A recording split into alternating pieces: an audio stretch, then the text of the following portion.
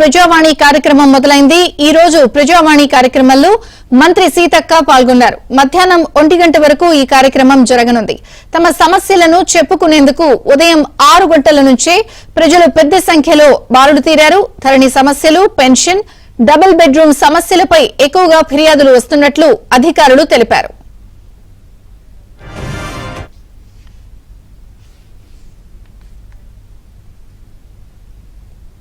ప్రజాభవన్ లో ప్రజావాణి కార్యక్రమం మొదలైంది. మధ్యాహ్నం 1 గంట వరకు కార్యక్రమం జరుగుతుంది.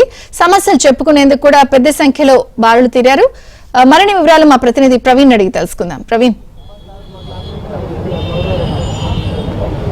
చంద్రిక ప్రజావాణి ద్వారా తమ సమస్యలు ప్రభుత్వం దృష్టికి తీసుకొచ్చేందుకు పెద్ద ఎత్తున బారులు తీరినటువంటి పరిస్థితి కనిపిస్తుంది. ఉదయం 6 గంటల నుంచి కూడా వివిధ జిల్లాల నుంచి వచ్చి ఇక్కడికి వచ్చేసి రాత్రి టైం పడుతున్న వెయిట్ చేసేసి ఇప్పుడు ప్రజావాణి ద్వారా అధికారులు వచ్చిన తర్వాత వాళ్ళ సమస్యలు విన్నవించుకుంటున్నటువంటి పరిస్థితి కనిపిస్తుంది. చాలా రకాల సమస్యలతో ప్రజలు ఇక్కడికి వస్తున్నటువంటి పరిస్థితి కనిపిస్తుంది. ముఖ్యంగా డబుల్ బెడ్రూమ్ ఇల్లు కావచ్చు, కొన్ని 370 జీవోస్ కావచ్చు, 5859 జీవోకి సంబంధించిన విషయాలు కావచ్చు, భూ కబ్జాలు, అలాగే ఆరోగ్యశ్రీకి సంబంధించినటువంటి బిల్స్ పాస్ అవ్వట్లేదు అని చెప్పేసి కొంతమంది, సీఎం రిలీఫ్ ఫండ్ రావడం కొంతమంది, చాలా సమస్యలతో ఇక్కడికి వస్తున్న పరిస్థితి కనిపిస్తుంది. చాలా మంది ప్రస్తుతం అంతా మాట్లాడడానికి రెడీగా ఉన్నారు. వాళ్ళతో కూడా కొంతమంది మాట్లాడుతాము. మీ సమస్య ఏంటి, ఎక్కడి నుంచి వస్తున్నారు, ప్రజావాణిలో మీ సమస్య విన్నవించారా, ఏం చెప్పారు అధికారులు? సార్, నేను తుక్కుగూడ నుంచి వస్తున్నాను సార్. నా పేరు నరసింహ, మా Mrs Sujatha.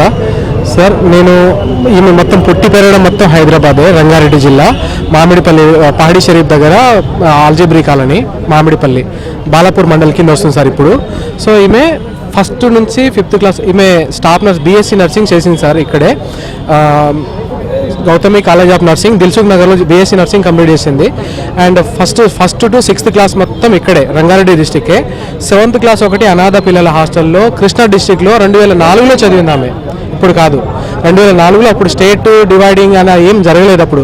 So state divide అవ్వలేదు. ఆ టైంలో ఈమె 2004లో 7th క్లాస్ అక్కడ చదివినందుకు ఆమెను ఇక్కడ నాన్ లోకల్గా చేశారు సార్. అది ఒక్క సంవత్సరం ఈమె చేసినటువంటి శాపం ఏంటంటే 2004లో అంటే స్టేట్ ఎలాంటి డివైడ్ అయినప్పుడు ఆమె చదివిందో అది నాన్ లోకల్గా చేశారు. 2004లో మరి ఎందుకు వెళ్ళావు కృష్ణా డిస్టిక్లో, ఎందుకు చదువుకున్నావు ఆ టైంలో?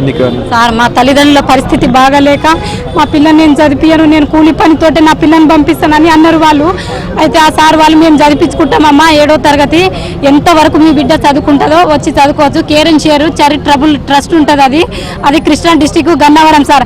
అక్కడ నేను 7వ తరగతి మాత్రం చదివాను. మళ్ళీ 8th కూడా చదివిస్తానన్నారు. నేను 8th చదివాను. నేను హైదరాబాద్లో పుట్టి పెరిగింది. రేపు జాబ్ కూడా అవకాశము వచ్చిపోయే ఛాన్సెస్ ఉంటాయి. మీరు చదివించినది నాకు చాలు, నేను 7వ తరగతి వరకే చదువుతాను. 8th 9th 10th inter BSc nursing నా బయోడేటా మొత్తం రంగారెడ్డిలోనే ఉంది సార్.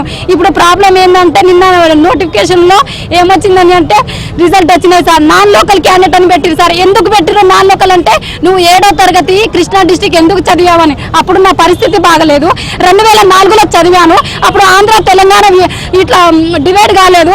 అందువల్ల నాకు ఇట్లా చేస్తారు. నాన్ లోకల్ చేయడం వల్ల ఇప్పుడు నేను లైఫ్ లో మొత్తం నాన్ లోకల్ సఫర్ కావాలి. నేను ఎస్టీ క్యాండిడేట్ని. 100 మార్కులకి 58 మార్కులు వచ్చాయి. ఇప్పుడు వెరిఫికేషన్ కి అందరికి పిలిచారు. ఆ వెరిఫికేషన్ లో నా పేరు లేదు. 40 మార్కులు వచ్చిన వాళ్ళకి వెరిఫికేషన్ పేరు ఉంది. 58 మార్కులు ఎస్టీ క్యాండిడేట్ జోన్ 6 రంగారెడ్డి. నేను ఫస్ట్ నుంచి బీఎస్సీ నర్సింగ్ మొత్తం చదివాను. ఓన్లీ 7వ తరగతి మాత్రం కృష్ణా డిస్ట్రిక్ట్. అది మా తల్లిదండ్రుల ప్రాబ్లం వల్ల ఒక trust, care and share trust ద్వారా నేను అక్కడ చదివాను. ఇప్పుడు నన్ను నాన్ లోకల్ గా గుర్తించారు. ఇది నాన్ లోకల్ తీసేసి నన్ను లోకల్ గా తీసేస్తే నాకు ఖచ్చితంగా జాబ్ వస్తుంది సార్. 58 మార్కులు సార్ ఎస్టీ క్యాండిడేట్ కి. నేను ఆగస్టు నెల నుంచి మొత్తం చదివాను సార్. 4 నెలలు చదివితే 14 గంటలు నేను కష్టపడ్డాను.